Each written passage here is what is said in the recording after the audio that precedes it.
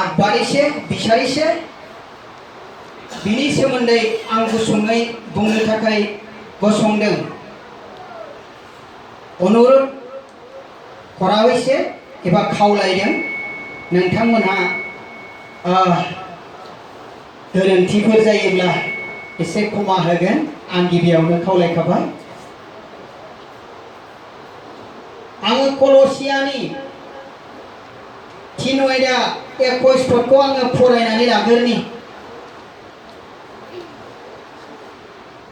बेवहाय मा बुंदों ना? बेयाव होनदों बिमा बिफाफोर नोंसोरो गाव गावनि फिसाफोरखौ दाबोराफो नङाब्ला बिसोरनि गोसोआ बायगोन। खेबसे फरायबावनि कलसिया 3:21 बिमा बिफाफोर नोंसोरो गाव गावनि फिसाफोरखौ दाबोराफो नङाब्ला बिसोरनि गोसोआ बायगोन। অসমীয়া আছে না নাই? কোনেবা অসমীয়া পড়া মানুষ আছে না নাই? আমার ইয়াত কৈছে মা দেউতা আপোনালোকে নিজে নিজে পুত্ৰবিলাক চাৱা চত কোনো বুজি পাব লাগে। নিজে বেটা বেটি हुरु हुरु लरा ছোৱালীবিলাক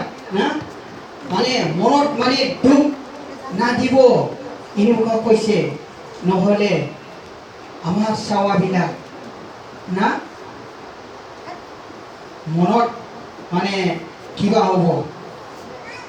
বিয়া হ'ব। जुदि गथ'फ्रा गोसो बायोब्ला, जुदि गथ'फोरखौ बोराब होयोब्ला जों बिमा बिफाफ्रा, जों न'खर गारजेनफ्रा, समाजनि दैदेनगिरिफ्रा मा जायो? जोंनि गासै सम्पथिफ्रा सिलिंखार जायो ना? माखासे इन्टेलेक्चुयेल एबा सानसुमैगिरिफ्रा, माखासे गोरों गोराफ्रा, मिथिनो गोरोंफ्रा जों लाइमोन एबा गथ'फोरखौ ओरैबायदि मोनसे स्टेजआव दोनदों ना दिनैनि गथ'आनो गाबोननि नोगोरारि इयुननि जोंनि न'खरनि सम्पति दौलत होननानै बुंदों। जोंनि गथ'फ्रासो, जोंनि लाइमोनफ्रासो, जोंनि न'खरनि, जोंनि समाजनि, जोंनि मण्डलिनि ना गथ' गथायफ्रासो गाबोननि जोंनि न'खरनि बिफा जायो। गाबोननि जोंनि समाजनि, जोंनि हारिनि, जोंनि हादोरनि minister, DC, SP, engineer, doctor, prime minister, MLA, MP एबा गोजौ थाखोनि बिबानाव थानानै खामानि मावग्रा अफिसारफोर बेबादि जाहैयो। जोङो दिनै मोनसे न'खरनिफ्रायनो हादोरनि जौगानाय गोग्लैसोनाय गासैबो थासारिफोरखौ जोङो खालामनो हायो। दिनै जोंनि उदाहरণ हिसाबै আমার একটা ফ্যামিলির পড়া দেশ ডেভেলপ আর আনডেভেলপ হওয়ার রাস্তাটো আমার এজন এজন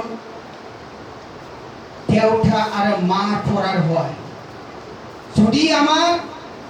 আমি যদি দেউতা মা হয়ে ফেলা,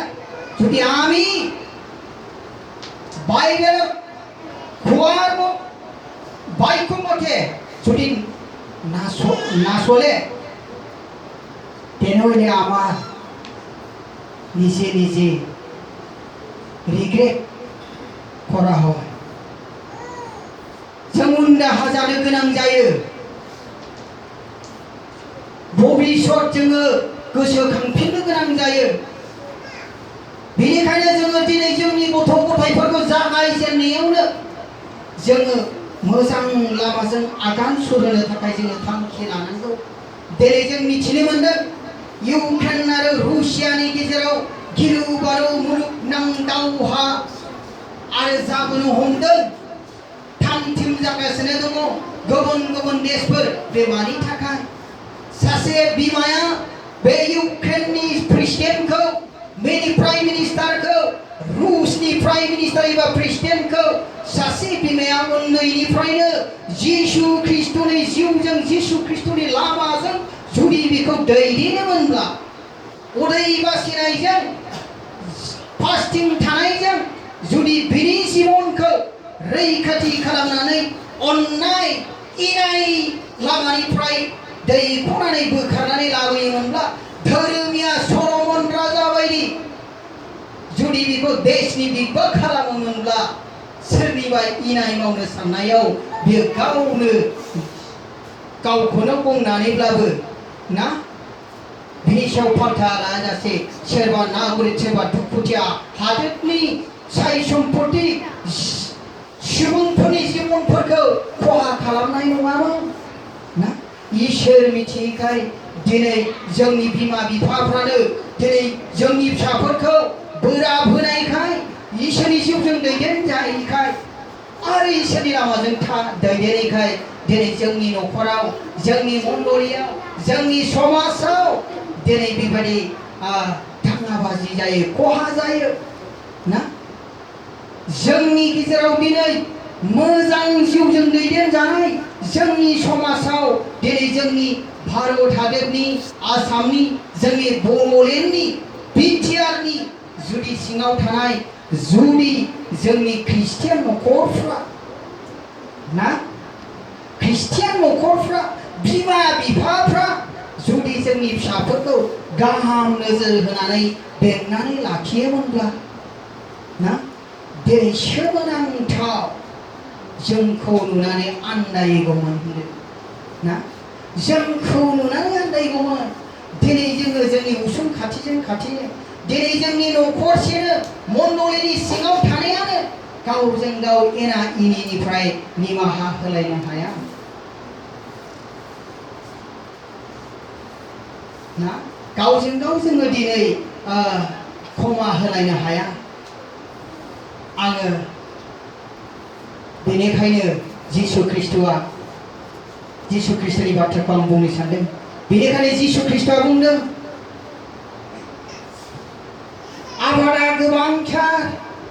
नाथाय मावग्राफ्रा एसेल' आबादनि बिगोमाया गावनि आबादखौ बुथुमनो मानसिफोर थोनहरनाय बायदि इसोरनियाव खावलायदो बिदो होननानै बुंदों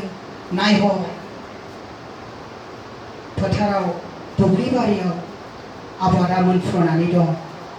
जहननि जेब्ला जोङो 1 जहननि 2:15 जेब्ला जों ओरै फरायलाङो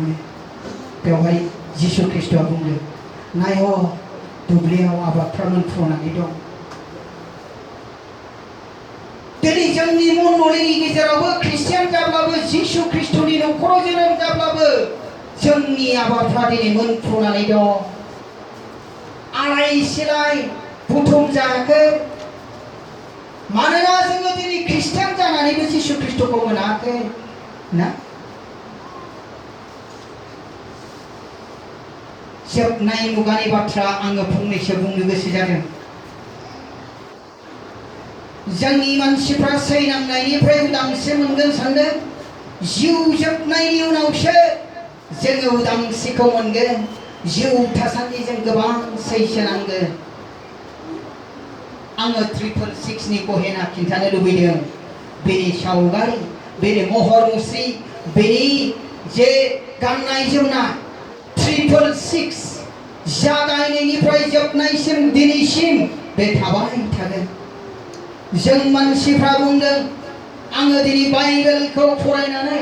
20 बारनि बारा जाबाय मोनजाफ्राफोर आं बाइबेल फरायनाया आं बे जिनिसखौ गोथौयै सिन्था खालामबाय थायो गोरों गोराफोरावबो आङो सोङो ना आं दिनै थिउरिजियानमेन नङा आंनि बुंनो लानाया गोरोन्थिबो जानो हागौ ना सुद्रायलायनानै लानो हागोन 666 नि ओंथिया जाहैबाय सासे मानसिनि मुं होननानै बुंदों जोङो जेब्ला नुजाजानाय सल' आयदा 18 पदाव नायो बियो सासे मानसिनि मुं दिनै बे मुङा जाहैबाय लुसिफार बिनि गुबै मिनिङा जाहैबाय लुसिफार लुसिफारा जागायनायनिफ्राय जोबनायसिम दं दिनै बियो हाबेलखौ कायेननि गेजेरजों बुथारदों बे लुसिफार आरो 666 आनो मानो दिनै अननाय गैयैखाय अननाय खालामनाय जोंनि जिबनाव गैयैखाय 666 नि गुना बिनि गहेनाफ्रा बिनि सावगारिफ्रा दिनै जोंनि न'खराव जोंनि समाजाव जोंनि हादोराव दिनै साग्लोबसारनानै दं बेनि आङो माखासे महरफोरखौ बिदिन्थि होनो सानदों 666 आ मोनसे मासियाव जिरायबाय थायो 666 এটা চেয়ারত হোলাই বহি থাকে এটু এজন রাজা ইয়ার নাম লুসিফার এজন রাজার ভিতৰত এটা দেশৰ এটা রাজা এটা প্ৰাইম মিনিষ্টাৰ থাকে এইটো মানে গাদ্দিত বহিয়ে সদায় মানে নিজৰ সৈন্যবেলা কি কৰিব লাগে এইটো সদায় সাজেশন দি থাকে सासे राजा मोनसे हादोराव मोनसे राजा थायो राजाया मासियाव जिरायनानैनो गावनि सैन्यफोरखौ सान्थ्रि फान्थ्रि मन्थ्रिफोरखौ हुकुम होयो जेरै बिदि उमुगाव बिदि माव सोरनिबा न'खराव थांनानै बिसि फिसाय फुस्लायहो बिसि फिसायनि गेजेराव गावज्रायहो सोरनिबा न'खराव थांनानै सासे मोनसे न'खरनि लाइमोनखौ जौ फाग्ला खालाम बबेबा मण्डलिनि लिडारफोरखौ थांनानै थाखा फैसायाव एसे इलिगेल खालामहो बे जाहैबाय मोनसे लुसिफारनि आखु हानजा सान्थ्रिफोर सोरखौ सोरजोंबा अनज्लायनाय गैयै निमाहा होज्लायनाय गैयै खालामहो खिन्थु बेयो 666 नि मोनसे गहेना ना दिनैसिम जोंनि मण्डलिनि गेजेराव बे थायो ना जोबनाय मुगायाव जिसु ख्रिस्टआ जेब्ला बिसार खालामगोन जोंनि ख्रिस्ट मोननाय ख्रिस्टियान न'खरफोरखौ धोरोमियाफोरखौ ख्रिस्टियानफोरखौ सिगां बिसार खालामग्रोगोन होनदों जोङो जेब्ला 2 पिटरनि 3 नि ओरैहाय फरायलांबा मोनो बेवहाय होनदों जोङो 2 पिटर 1 पिटरनि 4:8 18 फोराव जेब्ला जों फरायो धोरोमियाफ्रानो बासायजानो गोब्राबब्ला गोजाम रदायाव खेरें मेरें होनना बुंदों इसोरखौ मिथियै मानसिफ्रा बोरै बासायजानो जेब्ला जोङो 2 पिटरनि 3 नि 10 निफ्राय 11 12 फरायहैयो बेवहाय बुंदों बे बुहुमनि गासैबो दंनाय मानिया बुहुमाव जेसेबां नुनाय मानि बेयो गासैबो खामग्लिजोबगोन अब्ला नोंसोर माबायदि मानसि जानांगोन औ आं बे बाथ्राखौ मानो बुंदों जोंनि ख्रिस्टियान मानसिफोरखौ सिगां बिसार खालामगोन जोंनि फोथायनाय अबस्थाया माबायदि बेखौ दांनायगोन 666 नि जोङो दिनै सेरा जानानै दं नामा सोरखौबा दिनै नायनो हायै जादों नामा सोरखौबा दिनै जोङो न'खराव गोजोनलायै खौसे गैज्लायै खालामदों नामा मण्डलियाव जोङो दिनै गावजों गाव निमाहा होज्लायनो हायाखै नामा अनज्लायनो रोङाखै नामा हेफाजाब होनो रोङाखै नामा संसारनि दंनायफोरखौ लानानै सोरबा गोग्गा जादों नामा खिन्थु बाइबेला बुंदों गावनि रोंगौथि गावनि दंनाय गावनि स्टेन्डार्ड गावनि प्रपार्टिफोरखौ लानानै रावबो सोरगोआव बाहागो मोननाय नङा होनदों 1 करिन्थिया 15 50 फोराव अनजाग्राफोर 1 करिन्थियानि 50 15 50 फोराव मानसिया बे संसारनि थै आरो मोदोम बेखौ लानानै रावबो सोरगोआव बाहागो मोना ना जिसु ख्रिस्टआ जेब्ला मोनसे जायगायाव दाफाफोरनि गेजेराव ना दाफाफोरनि गेजेराव इसोरनि बाथ्रा बुंबाय थादोंमोन बे समाव बिनि बिमा बिनि फंबाय बिनि बिनानावफ्रा बेखौ लोगो लानो थांदों बे समाव जिसुआ बुंदों आंनि बिमाया सोर आंनि बिनानावफ्रा सोर आंनि फंबायफ्रा सोर ना बे दिनै जोंनि न'खराव जों एखे बिसि फिसाय बिमा बिफा बिदा फंबाय बिब' बिनानाव जों थानो हागौ जुदि सोरबा बिमायाल' सोरबा फिसायाल' सोरबा बिफायाल' सोरबा बिदा बिनानावाल' ना सोरबा बिसियाल' सोरबा फिसायाल' जुदि इसोरखौ मोनदोंब्ला बेल' इसोरनि बाखि गासिबो सैताननि 666 नि हान्जा ना 666 नि हान्जा जायानो 666 नि हान्जायाव थादों थारमाने अननाय गैयैयाबो 666 नि हान्जा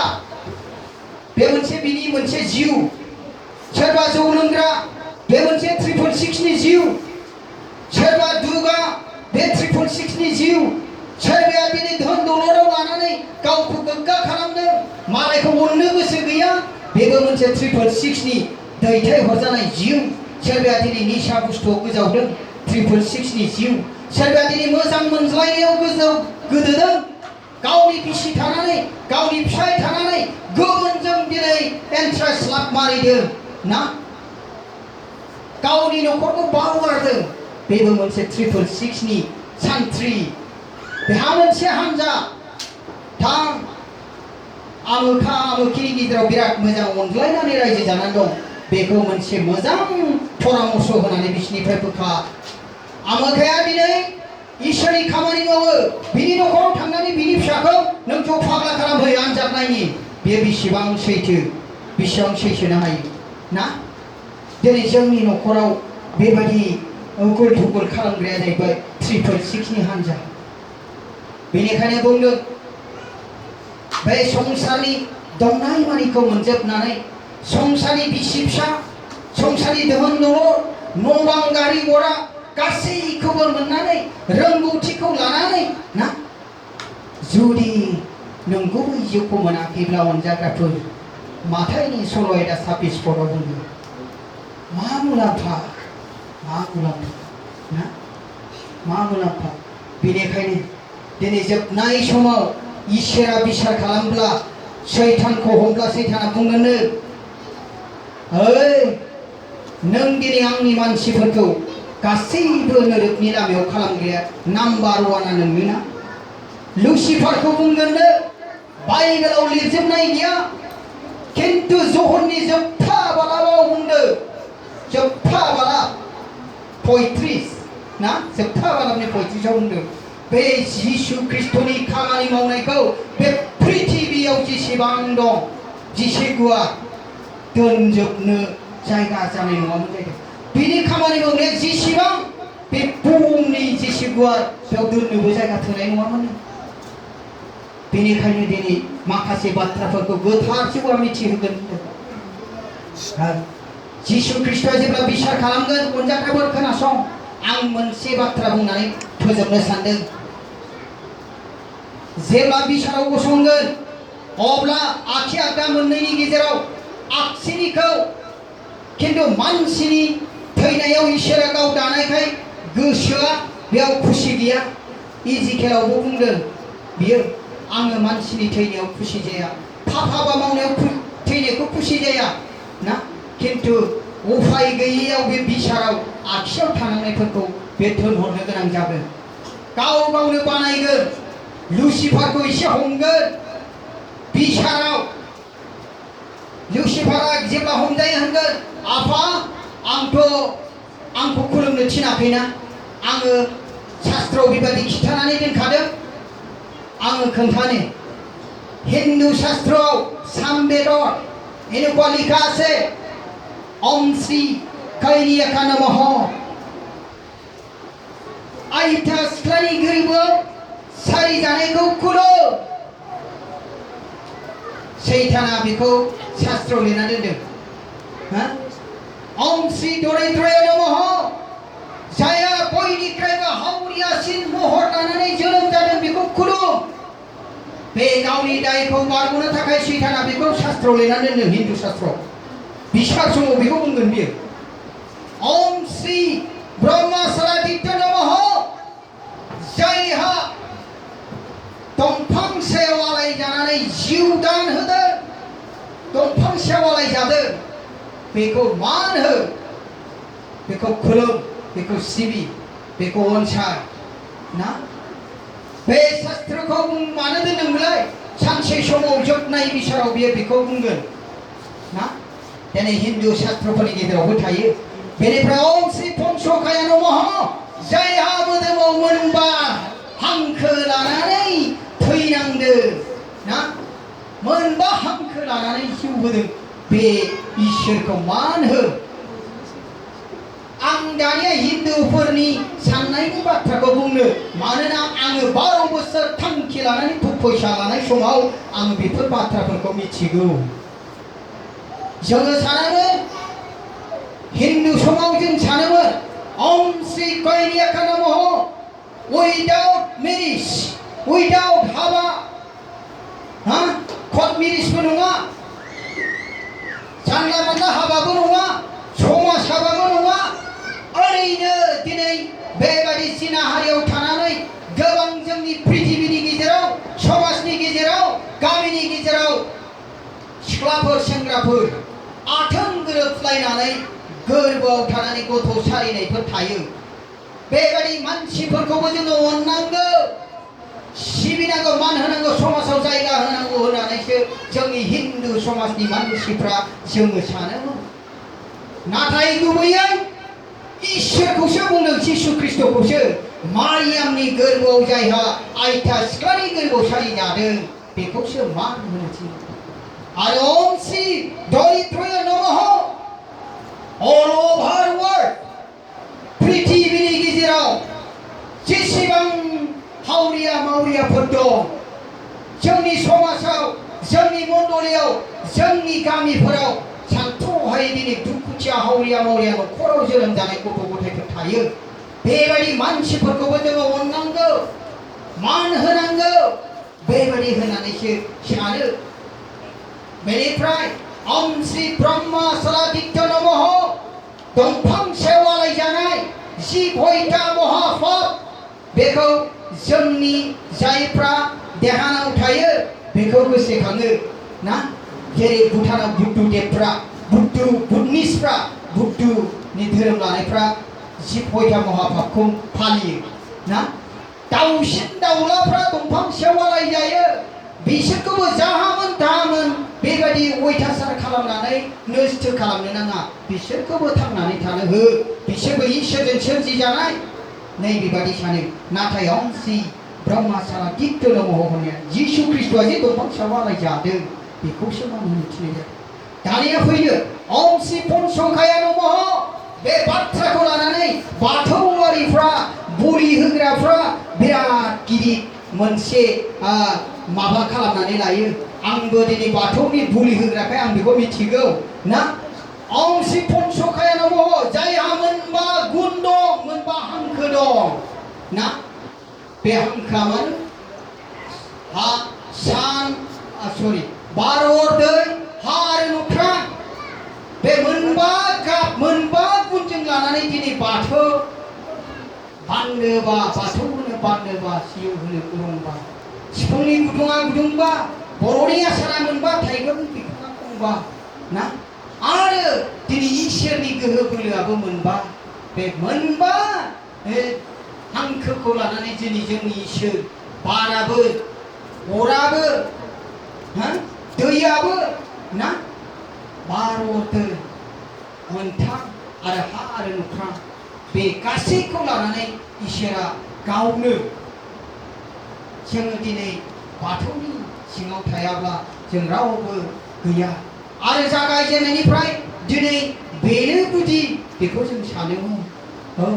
दिनै जोङो इसोरनि लिंनायाव आङो दिनै बुजिदों। दिनै आं 13 बोसोराव आगान होबाय। फैगौ डिसेम्बर 9 तारिख फैयोब्ला आङो दिनै 13 बोसोर जानोसै। लाइमोन जोहोलाव एबा सिख्लाफोरनि बैसो ना, 12 बोसोरनिफ्राय मावनो गोसो जायोब्ला मावनो हायो लाइमोनफ्रा। 12 बोसोरनिफ्राय लाइमोन 30-35 बोसोरसिमखौ एक्सेप्ट खालामनाय जायो। बे समावनो गासैखौबो मावफुंनो हायो। लाइमोनफोर, गथ' गथायफोर मावनो हायो, मा मोनसेबो गैया। आङो माखासे शास्त्रखौ बुंनाय जाबाय ना, आं खोन्थानाय जाबाय। दिनै इसोर मिथियै मानसिफ्रा बेबायदि बुजियो, नाथाय जोङो दिनै मिथिखागौ ना। मिथिसेयावबो जोङो दिनै मानिनो हायाखै। जोङो दिनै गुस्थि बिजौजोंल' इसोरखौ सिबिदों ना जों दिनै गावजों गाव नुनो मोनो दागगारियावबो आङो सम सम फैयो जोंनि ख्रिस्टियान मानसिफोरनि आखल आखुखौ जों मिथिगौ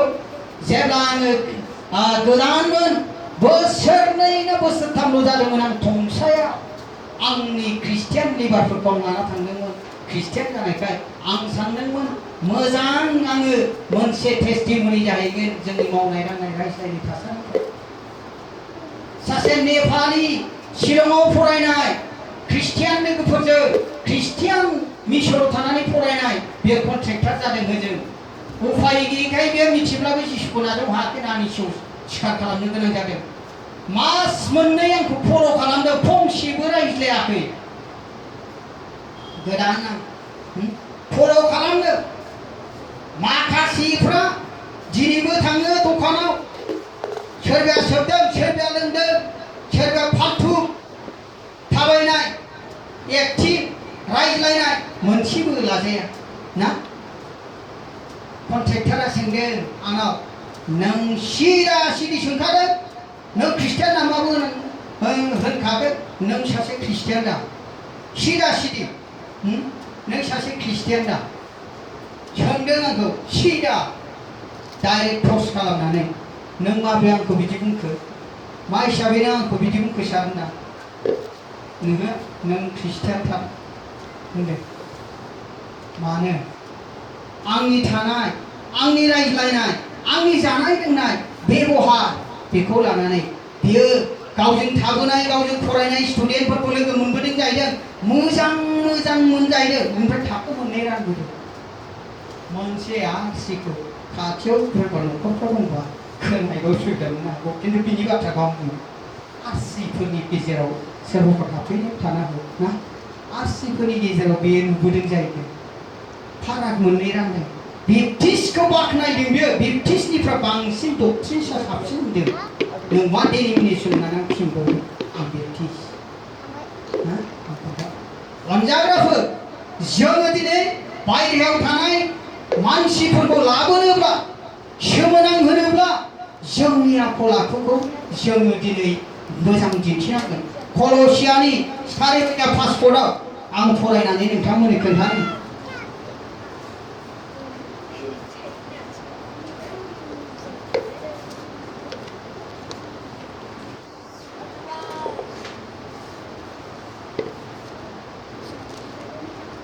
नैरे ख्रिस्ट'खौ फोथायैफोरनि सिगाङाव नोंसोरो मोजां आखल दिन्थिदों आरो नोंसोरो खाबु मोननाय मानियाव गाव गावखौ फोथायग्रा नुजाहोदों प्रेज द लर्ड ख्रिस्ट'खौ फोथायैफोरनि सिगाङाव जों ख्रिस्टानफोरनि गेजेराव नङा दे ख्रिस्टानफोरखौ बुंनाय जादों पौलआ कलसियारिफोरनि मण्डलियाव ख्रिस्ट'खौ फोथायैफोरनि सिगाङाव नोंसोरो मोजां आखल आखु दिन्थिदो जोङो जेब्ला गावनि आखल आखु सान सलमखौ मोजां दिन्थिगोन गुबुनफ्रा आन्दायगोन ना आंनि न'आव फैनानै आंनि गामियाव फैनानै आं न'खौ आं हारसिंल' दाबो इसोरा माब्ला लिङो ना गुबुनफोरखौ खिन्थु आर'जबो दं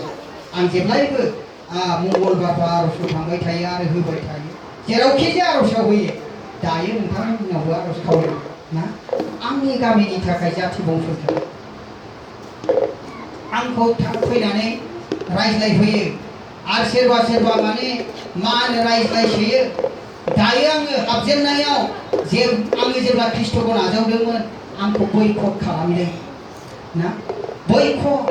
आंनि जाथि बंस बिदा फंबाय बिब' बिनानाव बिमा बिफा असे मोखां सायर' मोदोम हिसाबै अननाय थायो हाजारखि जिखि जाया अबस्थायाव फिसाफ्रा नंगौना नङा हाजार हकब्लाबो गावनि बिमा बिफाया गावनि फिसाफोरखौ अनथारो गाज्रिब्लाबो बासायो निमाहा बिहोयो अननानै आफाफोर खेबसेफोर निमाहा होदो बुथारनो होगोन नामा बेबायदि अबस्था ना मोखां सोम जायोमोन आंनि बिफाया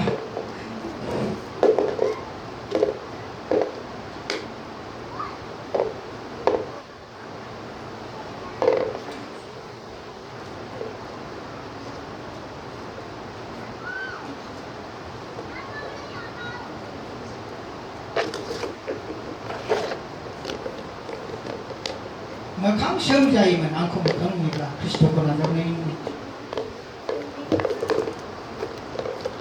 हाबफैनो मोना हाबफैब्ला थास'नायसो गावसोरो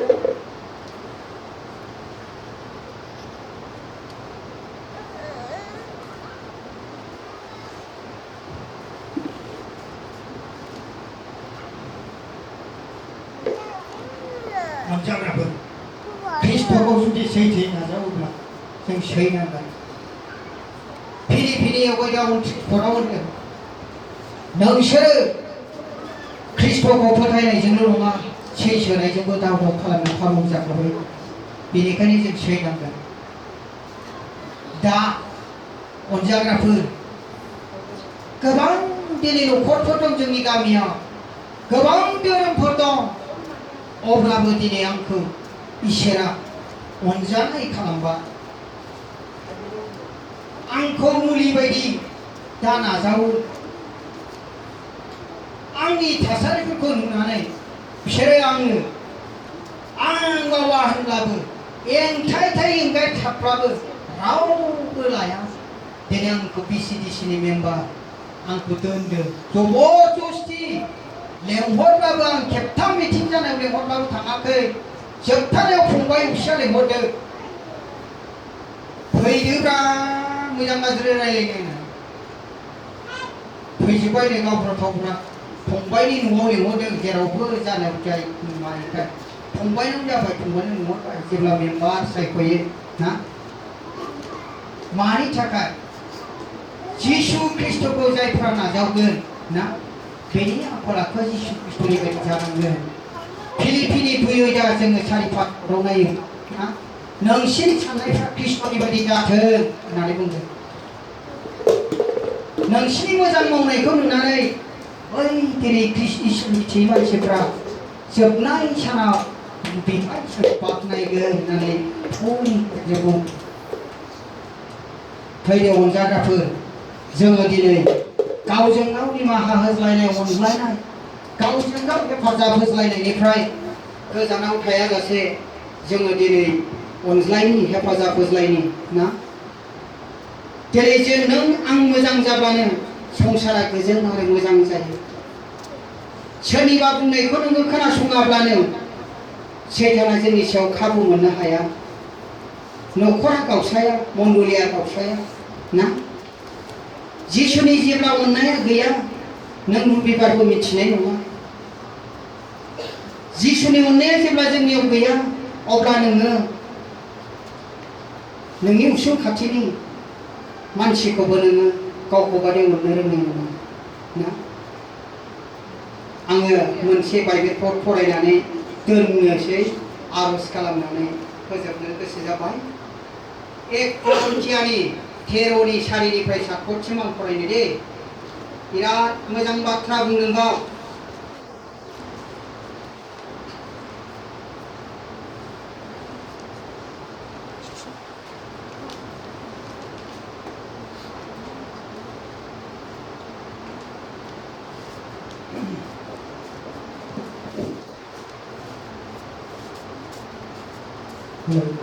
ओरैबायदि बुंदों अननाया सैसोयो अननाया रिसोमो अननाया मेगन साया देरगाया एबा दुगा खालामा अननाया इनाय खालामा एबा गावनिखौल' नाया एबा राग जोङा अननाया रावनिबो गोरोन्थि मावनायफोरखौ गोसोआव लाया अननाया इनायाव खुसि जाया अननाया नाथाय नंगौआव रंजायो अननाया माब्लाबाबो नागारा आरो बिनि फोथायनाय बसा खालामनाय आरो सैसोनिया जोबनो गैया अननाय जायनियाव दं रावनिबो इनाय मावनायखौ गोसोआव लाया आरो इनाय मावग्राफोरखौ बे नागारा जिसुआ माब्लाबाबो नागाराखै नांगौबा मुजु देरजादों नांगौब्ला बे क्रुसाव होजादों ना जायफोरनियाव जिसु ख्रिस्ट'नि जिउ दं 1 जन 3नि सल'फोराव होनदों जिसु ख्रिस्ट'आ जोंनि पापनि थाखाय क्रुसाव थैबाय नोंसोरबो दिनै गाव गावनि जिउखौ नोंसोरनि बिदा फंबायफोरनि थाखाय दान होनो नांगोन इसोरा बयनिबो सायाव थानानै बोरथोंसै एसेनोसै आमेन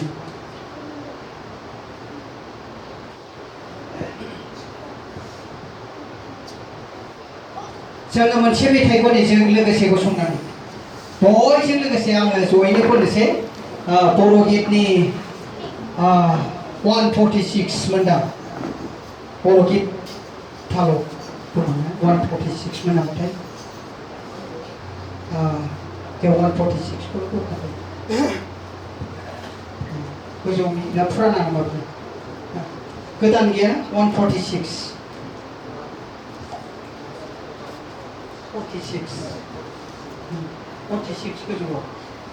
गोजौआव 46 दे जोङो लोगोसे खनगोन दे 146 खनफेरबाय ना मालाबा गोथां जिउखौ मोननो हागौ जिसुखौ नों नाजावोब्ला खनफेरबाय दा रोंखायो दा ना खनो दे आं एसे हग्रोदो दे ओरैबायदि गोथां जिउखौ मोननो हागौ जिसुखौ नाजावोब्ला गोथां जिउखौ मोननो हागौ जिसुखौ नाजावोब्ला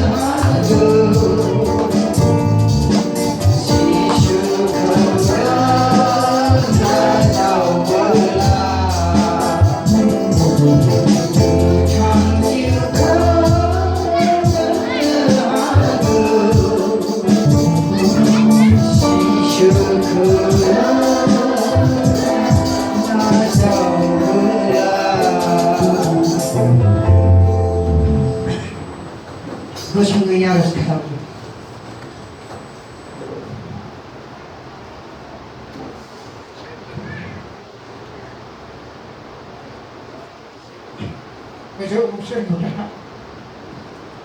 मान आरो महिमाजों बुंफबनाय सोरगोनि अनसुला गोथार इसोर आफा आफा नोंखौ इनायनो गोसो सिंजों हामबाय होदों आफा नों दिनैनि बे सानजौफु मुगायाव नोंनि गोथार सानाव फोरबो नोंनि फिसाफोरनि सिगाङाव आफा नों आंखौ फसंनानै नोंनि राव बुंगोन आफा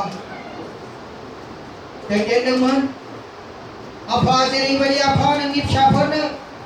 जिउनि जौगानाय आफा संसाराव थांनानै थासान्दि न'खर जौगानाय न'खर लुखांनाय मण्डली लुखांनायनि आफा जेरैबायदि बाथ्रा आफा आङो दिनै बुंनो रोङासैब्ला आफा नोंखौ लिंहरदों आफा खावलायदों नोंनि फैनाय समसिम एबा दिनै बे मण्डलीनि न'खरफ्रा बे मण्डलीनि दिनै सुबुंफ्रा गोथाङै थांनानै थासान्दि आफा नोंखौ फोथायनायाव आफा नोंनि लामाजों थाबायनायाव न'खर लुखांनायाव गथ' गथाय दाखांनायाव आफा नोंनि गोथार जिउजों नोंनो दिनाव दिन आफा जेब्लायबो नों हेफाजाब होब्लायदो फोरबो आं गोसोआव खावलायनो थाखाय आर'ज खालामनो थाखाय आं गसंदो फोरबो आफा नों सहाय खालामनो नों हेफाजाब होदो नों बोर होदो आफा इसोर नोंनि खाथियाव खावलायदों आफा नों सहाय खालाम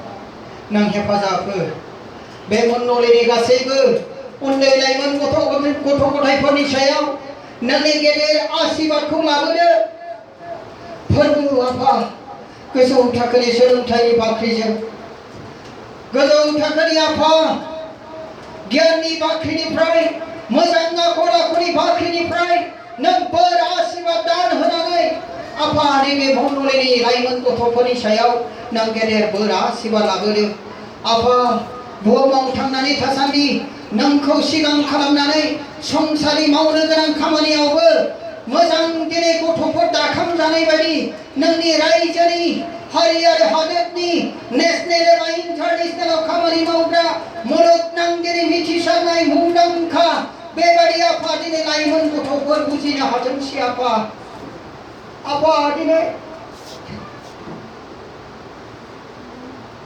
नोंनि सोमोनांथाव दिनै बोरखौ आवग्रिनानै दिनै मावख'नो हायै आफा बुथुमख'नो हायै नोंनि फोथारनि आबादफोरखौ बुथुमनो आफा दिनै नोङो बे मण्डलीनि न'खरफोरनि सायाव बिमा बिफाफोरनि सायाव गथ' गथायफोरनि सायाव आफा नों बोर आशीर्बाद बिथांमोननि न'खर दाखांनो थाखाय बारि बागान खालामनाय जिब जुनार फिसिनाय बिजनेस मावनाय गासै बिसयफोराव आफा नोङो बोर होदो आफा अनज्लायनानै थानो हानाय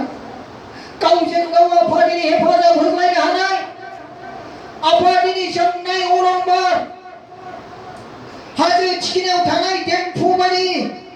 आफा नोङो बे मण्डलीखौ खालामदो आफा बिथांमोननि गथ' गथाय दाखांनायनि गेजेरजों गिदिर गोलाव मानसि जानायजों गिदिर गिदिर दिनै बेबायदि डक्टर इन्जिनियार मिनिस्टार एमएलए गिदिर मन्थ्रिफोर जानायजों डिसि एसपि जानायजों दिनै आफा नोंनि रायजोनि खामानि मावनो दान होसोनो हाग्रा दिनै आफा मिशनारि गेदेर मण्डली जानो हानाय बायदि सोमोनांथाव नोंनि बोरखौ